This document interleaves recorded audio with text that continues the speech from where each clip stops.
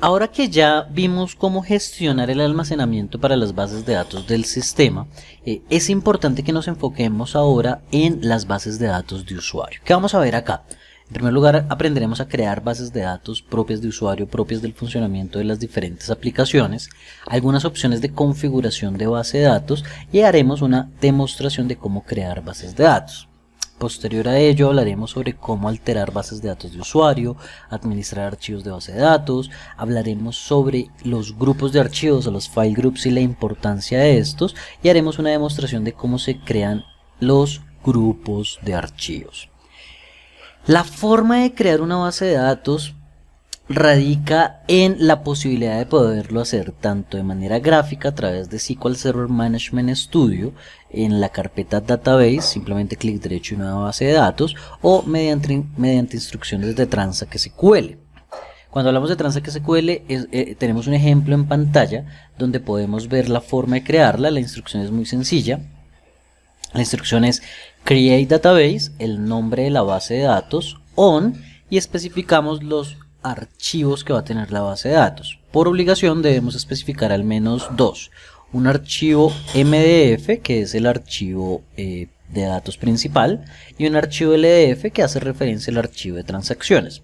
Si queremos agregar más archivos de datos, pues simplemente los vamos listando hacia abajo, tal cual como se está listando aquí el archivo de datos primario. ¿Qué información tiene? En primer lugar, pues tiene el nombre lógico. Hace un rato hablamos del nombre lógico. Se especifica el nombre lógico que va a tener el archivo, la ruta del archivo, el nombre físico del archivo con su ruta y el nombre y la extensión, el tamaño inicial, en este caso para este ejemplo es de 100 megas, un tamaño máximo. Recuerden que el tamaño máximo está predestinado dependiendo de las características de almacenamiento que tengamos. Si yo tengo un disco limitado con cierto tamaño y necesito distribuirlo entre mis diferentes bases de datos, pues determinamos un tamaño máximo dependiendo de esas condiciones. Y por último, una opción de autocrecimiento. Se recomienda siempre dejar la opción de autocrecimiento habilitada, independiente si la vamos a manejar por porcentaje o por tamaños fijos, pero que se pueda crecer fácilmente. ¿Listo? Miren que en este caso va a tener un crecimiento de a un 20% cada vez que se llene el tamaño máximo en ese momento. Perdón, el tamaño que establezcamos en ese momento. En este caso se llenan las 100 megas, va a crecer un 20% a 120 megas. Cuando se llenen esos 120 megas va a crecer otro 20% y así va a ir creciendo. Y por último, con la instrucción logon especificamos el archivo de transacciones o el LDF. Observen que es nombre lógico, nombre físico, tamaño inicial, tamaño máximo. El tamaño máximo, en este caso se recomienda que el tamaño máximo para el registro de transacciones sea ilimitado. Por si acaso sean crecimientos exponenciales o transacciones exponenciales, pues que tengamos un crecimiento que no limite la cantidad de transacciones que vamos a tener. Posteriormente aprenderemos a controlar el tamaño de los archivos de transacciones para que, aunque crezcan, podamos respaldar la información y truncar el log, ya que la información la vamos a poder tener respaldada. Y por último, pues la opción de autocrecimiento. Ahora bien, una base de datos pues tiene una serie de propiedades que se pueden parametrizar y que se pueden colocar, y que son propiedades diferentes o valores de propiedades diferentes, únicas y diferentes por cada base de datos de usuario que tengamos creada. Entre las propiedades que tenemos unas opciones de autoestablecer valores que simplemente definen si alguna operación debería ocurrir de manera automática dentro de la base de datos, autocrecimiento y demás. Opción de Page Verify, que simplemente va a verificar la página cuando se lee en disco, ¿cierto? Y va a verificar que sea consistente al momento de leerlo. Recovery Model o modelo de recuperación define el modelo de recuperación de una base de datos. Son 3 modelos de recuperación: Full, Simple y Bootloaded, que básicamente definen cómo se va a manejar el registro de transacciones y su estrategia de backups. Opciones de estado para establecer el estado de una base de datos, por ejemplo si está en línea, fuera de línea, si tiene un acceso restringido, si es una base de datos de solo lectura.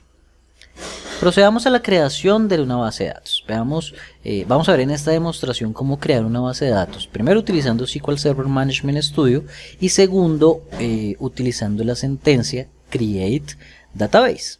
Entonces me devuelvo a la máquina virtual y vamos a crear una base de datos de usuario.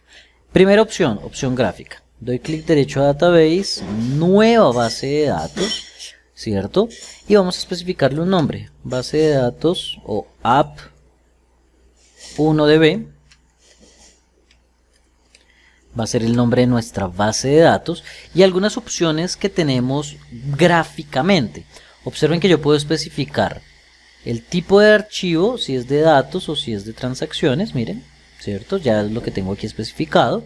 El file group, ahora en un instante les voy a detallar un poco más qué es esto del file group. Por ahora observen que como file group solamente tenemos uno, que es el file group primario creado, ¿cierto? Tamaño inicial que se va a especificar, para el archivo de datos le voy a poner 500 megas. Opciones de autocrecimiento, me dice, vea, por defecto va a crecer de a 64 megas, le voy a poner que no, que crezca de a 100 megas, ¿sí? Y el tamaño máximo le puedo especificar que no vaya a superar las 1000 megas o el giga, pues para este caso en particular. La ruta, ¿dónde va a quedar? MySQL Server, bueno, la ruta especificada por defecto y el nombre del archivo, que simplemente lo puedo dejar así para que se lo asigne automáticamente. Lo mismo el archivo de transacciones, dice que es ilimitado el tamaño, va a crecer de 64 megas, perfecto.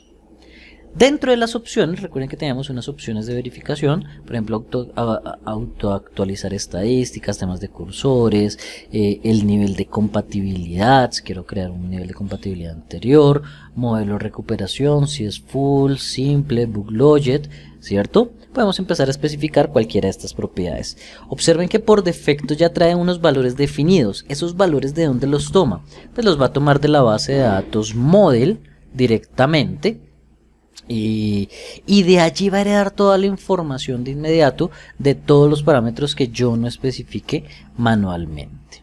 Esta es la forma de crear una base de datos de manera gráfica. Damos clic en OK y esperamos a que se termine de crear. Muy bien, acaba de terminar la creación. Observen que aquí ya tenemos la base de datos app1db con los archivos que le pedimos especificar. Vamos a ir aquí a las propiedades, en archivos, y aquí están los dos archivos que se especificaron para dicha base de datos. Si vamos aquí a la ubicación de los datos en la instancia, aquí tenemos app1db.mf, que fue la ubicación, y el tamaño inicial que le dimos de 512 megas. Esto es importantísimo. Yo le doy un tamaño inicial, SQL Server se encarga de reservar ese espacio en disco, pero por supuesto pues el archivo no está usando las 500 megas, porque en realidad está totalmente vacío y no hay la suficiente información. Veamos un poco algunos reportes que tiene SQL Server acá, ¿sí? Para ver el uso de disco, por ejemplo. Vamos a ver qué tanto se ha usado el disco de datos y el disco de transacciones para entender un poco más esas 500 megas, cómo se están distribuyendo, cómo se están utilizando. Miren algo importante, me dice, oiga, usted tiene un archivo de datos de 508 megas, de las cuales, un disco de datos de 500 megas, de las cuales el 99.54% está no localizado, simplemente es un espacio que aún no se ha empezado a utilizar. Entonces esa es la conclusión en este caso. Ahora vamos a ver cómo se crea una base de datos, pero por código, por transact SQL, especificando la instrucción create database. Entonces le colocamos un nombre, simplemente que se llame app2db, ¿cierto? Y empezamos a especificar las demás opciones de parametrización. Entonces, si volvemos aquí al ejemplo, listo, que tenemos acá, ya tenemos algunas instrucciones que nos pueden servir para la parametrización. Le especificamos dónde va a quedar, el nombre lógico, name igual a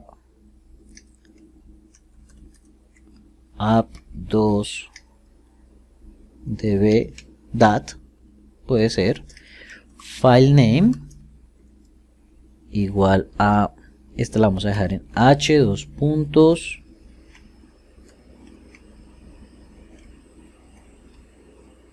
se me pierden los caracteres, vamos a copiar la ruta acá,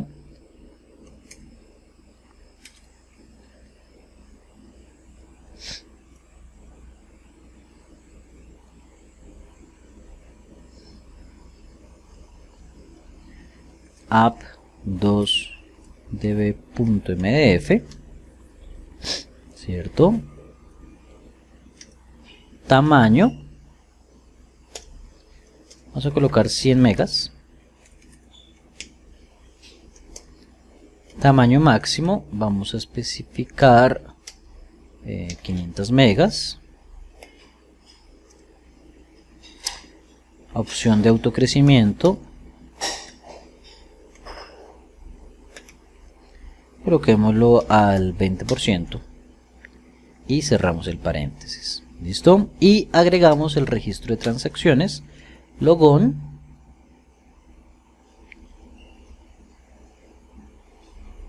y vamos a copiar por aquí esta información. Listo, solamente que no iría en E, sino en el archivo de F.